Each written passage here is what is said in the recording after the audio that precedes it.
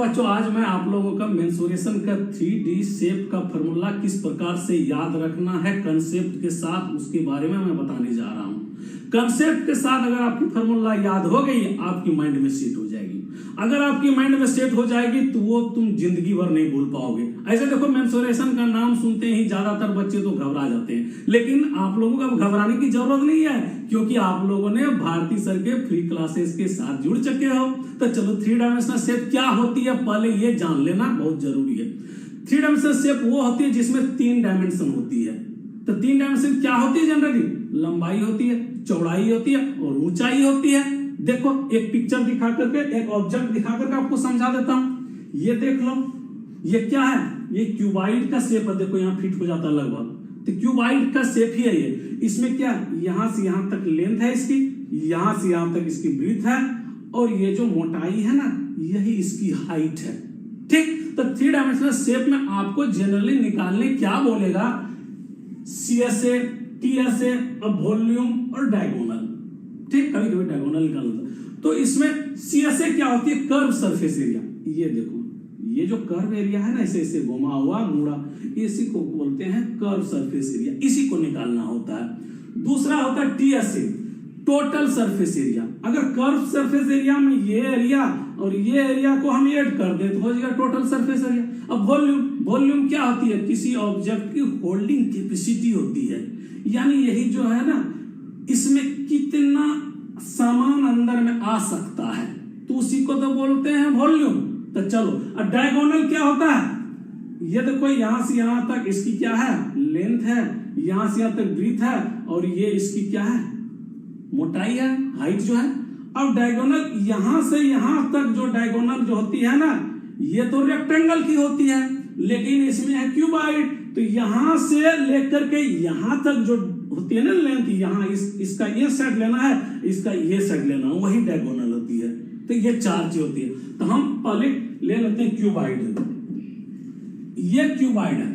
ये देखो, ये यहां इसकी लेंथ है और ये इसकी ये ब्रीथ है।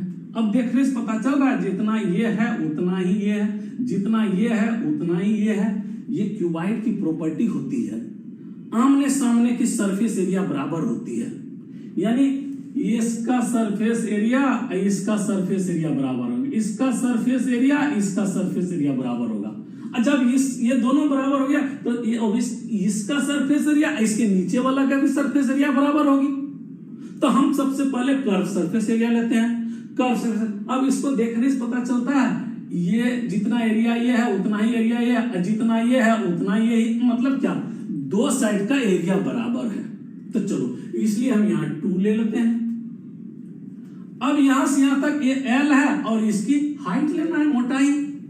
तो L इंटू H, अब प्लस ये ले लेना है, ये क्या है इसकी चौड़ाई, ब्रीथ, B इंटू H। बस यही तो हो गया फॉर्मूला। अब इसको देखो, दोनों में H है, H कॉमन ले सकते हैं, 2H L plus B।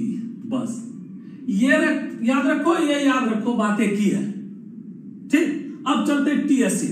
TSA में क्या बताया? ये कर्व सरफेस जो एरिया है ना, उसमें ये ऊपर वाला एरिया इसके नीचे वाला एरिया ऐड कर देंगे। तो देख लो, फिर लेते 2 लेते हैं, LH और BH ये सेम ले लिए। अब प्लस क्या करना है? ये ऊपर वाला एरिया नीचे वाला एरिया ऐड करना है। तो ऊपर वाला एरिया क्या होगा? यहां से यहां तक इसकी लंबाई है, यहां से यहां चौड़ाई है, ये तो गुना हो जाएगा, तो L इंटू B हो जाएगा। बस यही हो गया टोटल सरफेस एरिया का फॉर्मूला।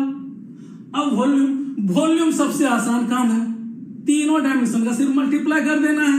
तो देख लो, volume L into B into H, यही तो हो जाता है, यही तो इसकी फॉर्मूला है। इसको L B H ऐसे भी लिखते हैं बस। डायगोनल मैं बता चुका हूं, ये यहां से लेकर के इसकी यहां तक का जो एरिया है वही लंबाई है, वही है डायगोनल। तो ले लो, डायगोनल कैसे इसका निकालेंगे? उसके निकालने के लिए ये फॉर्मूला अपनाना पड़ता है। देखो, ये L स्क्वायर लिखना है, प्लस B स्क्वायर लिखना है, अब प्लस H स्क्वायर लिखना है। यही होती है डायगोनल का फॉर्मूला। यहां से इसकी लेंथ जो है ना, ये यहां से यहां तक का लेंथ निकालने के लिए यहां इसमें ऊपर वाला हिस्सा लेना है, इसमें नीचे वाला हिस्सा लेना है। तो यहां से यहां तक का निकालने के लिए ये देखो, ये ऊपर वाला हिस्सा ले लिए, तो ये नीचे वाला हिस्सा ले लिए। ये जो डायगोनल इसी को बोलते हैं। ये ऊपर वाला हिस्सा है, ये नीचे वाला। पिक्चर में थोड़ा उल्टा पुल्टा दिखाई देगा, लेकिन यहाँ समझ लो, मैं बताता हूँ। यहां से लेकर के और यहां तक का जो डिस्टेंस होगी ना, लेंथ जो होगी, वही डायगोनल होती है। चलो अब ले लेते हैं क्यूब में जाते हैं। क्यूब का CS से लेना है, कर्व सरफेस एरिया। तो क्यूब में ये भी इसका देखो, यही कर्व सरफेस एरिया है। क्यूब का याद रखना और आसान काम है, क्योंकि क्यूब का जो है ना, ऑल सरफेस एरिया इक्वल, क्योंकि all side are equal, so all surface area also equal.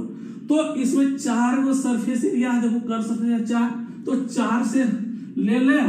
और इसमें ये क्या, ये तो सब बराबर ही है, लेंथ ब्रीथ हाइट इसमें सब बराबर ही है, इसलिए हम इसको साइड ही मान लें, समझे। तो साइड स्क्वायर ले लेते हैं। देखो side square equal to 4s square, यही तो आ गया फॉर्मूला। अब इसका टोटल अगर कहता निकालेंगे, टोटल सरफेस एरिया, तो 4 तो कर्व सरफेस हो गया, और ऊपर वाला एरिया और नीचे वाला एरिया ऐड कर देना है।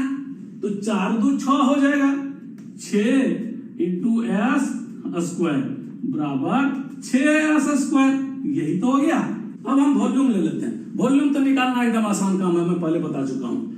तीनों साइड का सिर्फ मल्टीप्लाई कर देना, s इंटू s, यहाँ तीनों साइड बराबर है, इसलिए s cube equal to a cube भी लिखते हैं, कोई बात नहीं, बराबर ही है। अब डायगोनल निकालना, डायगोनल भी सिर्फ इसी प्रकार ले लेंगे डायगोनल को भी। तो चूंकि इसमें सब s ही है, तो s square plus s square और प्लस s स्क्वायर हो जाएगा। इसको लिख लो ऐसे 3s स्क्वायर।